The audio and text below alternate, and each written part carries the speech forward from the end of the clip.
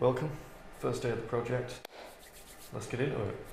Got an ebony fretboard right here and a maple neck. Let's get going. The first step of many, cutting out our fretboard and neck. Maple is a very strong wood that can sometimes burn when sawn, so to avoid this, Tony lent a hand with a couple of the workshop's house robots. This allowed me to use the bandsaw sparingly for the smaller work.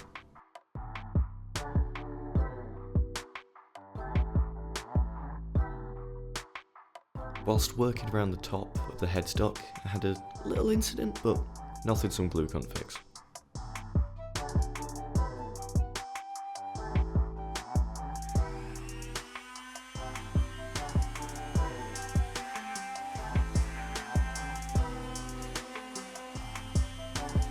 So I'm going to use a little handsaw, cut down the middle here, and then try and work my way around on either side. So let's get cracking.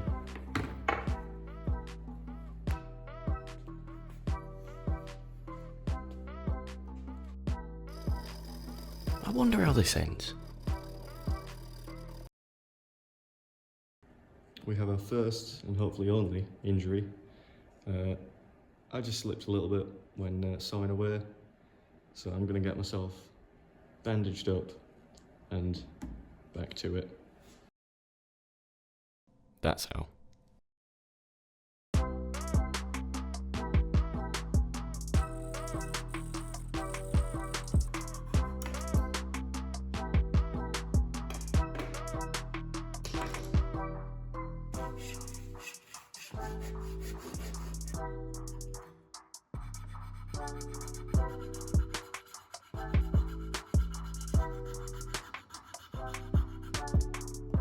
So what I'm doing here, I'm marking out the positions where I'm going to drill the holes, which are going to house the tuning machines in our headstock.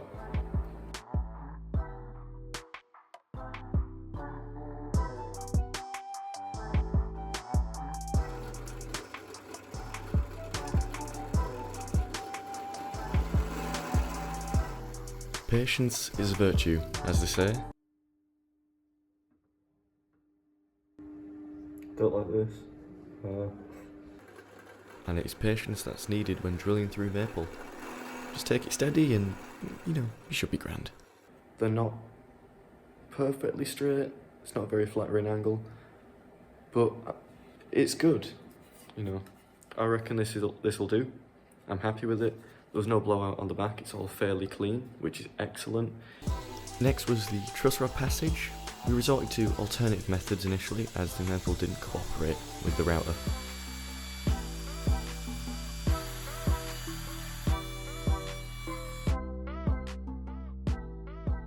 Big thank you to Tony for helping me.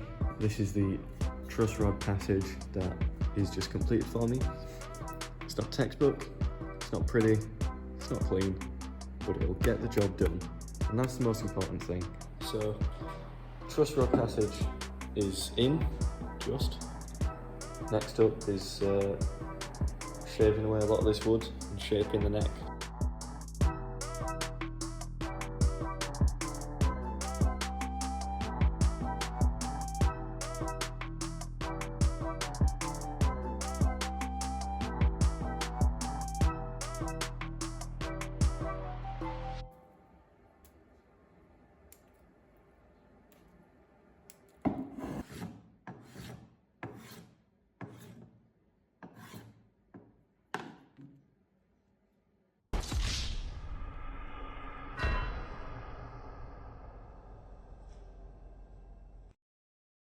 So, disaster has struck. I was a bit too overzealous with shaving away the wood, and I've gone through to the back. Thank you to Tony. We have a potential solution. We'll see how it holds. Packed out this bit with sawdust, glued it, put an offcut of maple in the space, and it's now clamped, and I'm going to let it hold until tomorrow and then revisit it and see what we've got to work with. Moving on from the neck, we got the first glimpse at the body. This is an older two-piece that I had pre-routed like a Telecaster, and I was very keen to keep it in good nick. I had more than enough trouble for one build.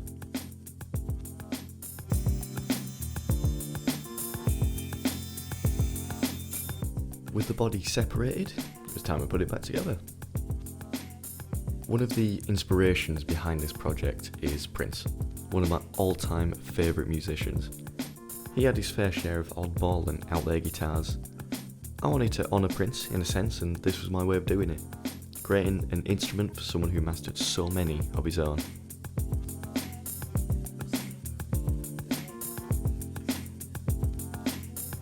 So this is the shape that I'm opting for my guitar, pretty much based off the motif that is used in Paisley print, going with the theme of Prince, Paisley Park, Paisley. As the blank had no passage from the neck pickup to the control cavity, I had to get a little creative while slacking certain tools. I joined the two pockets to allow the neck pickup's wiring a route through, albeit in a slightly more roundabout way.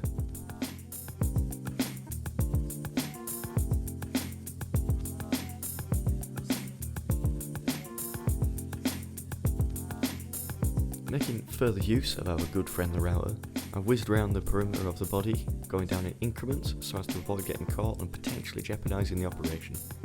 This was done to allow the jigsaw an easier time when cutting out. It's messy work, but really quite satisfying. I honestly could have done it all day.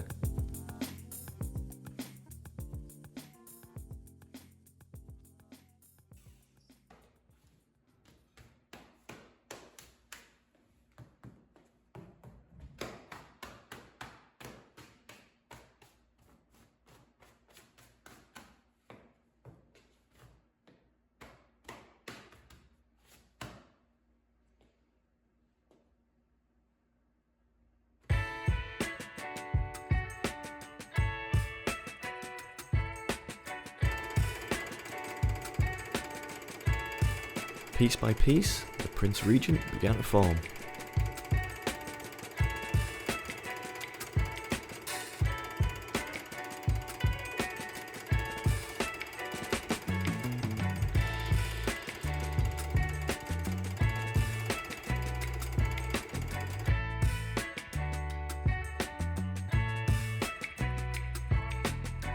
This is the point where it really started to take shape.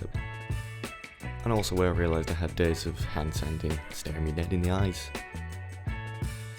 Montage, anyone?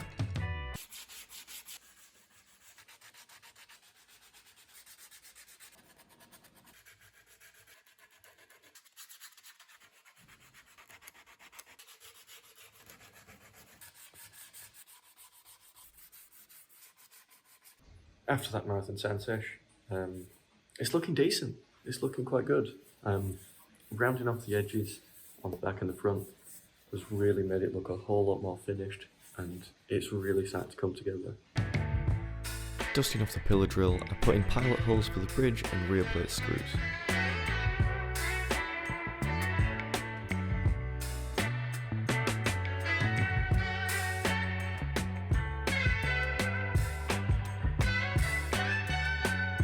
Then, with great difficulty, drilled in the passage for the output jack with a pretty mean looking drill bit.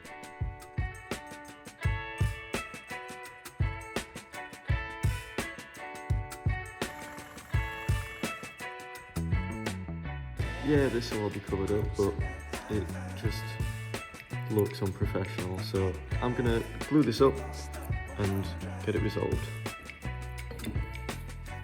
Good as new. You would have never guessed half of it was ripped away. Time for the sanding sealer, which my mum said smelled oddly familiar.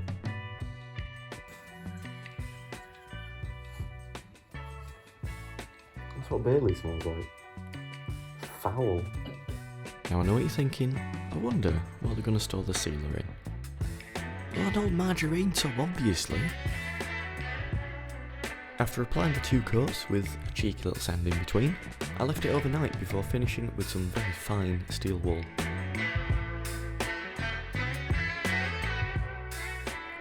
Look at that wood grain. I was actually quite surprised at how much I enjoyed the natural look of Alder. I achieved really quite a nice finish.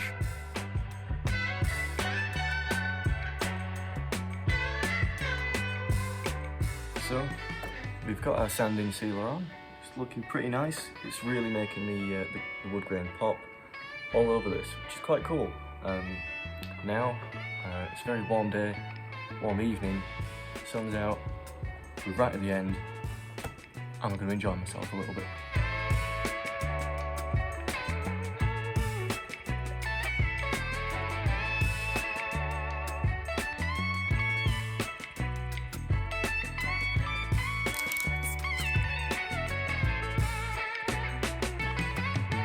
All that was left now was to install the bridge, the tuners, and stick some strings on.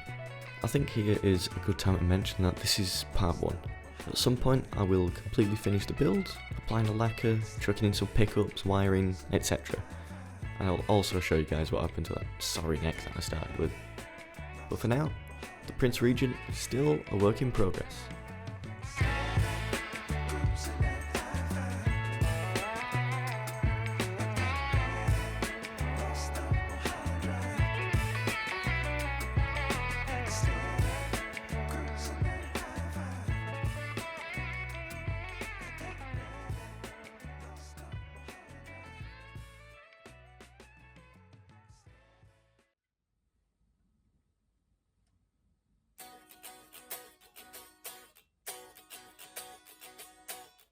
And so, this chapter closes.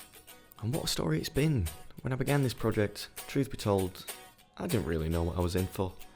You can do all the research you like, but until you're actually there, in the workshop, faced with lumps of wood and a bunch of machines, you can't imagine what it's like. I've made mistakes, I've had setbacks, but learned from it all. At times it has been hard to stay on track and believe in myself in spite of such a challenging project, but there's one thing I know, and one thing I've learned over the years: you just gotta have faith. I'm over the moon with where I'm at currently. There were times where I thought I'd made a bit of a mistake in setting out to complete such an ambitious task, but to be human is to persevere, and perseverance got me to where I am today. I want to say thank you to Tony, whose assistance was vital, to my tutors, peers and family, and anyone else who helped support me on my way. This is only part 1, and I really do look forward to continuing this journey. Thank you, and good day.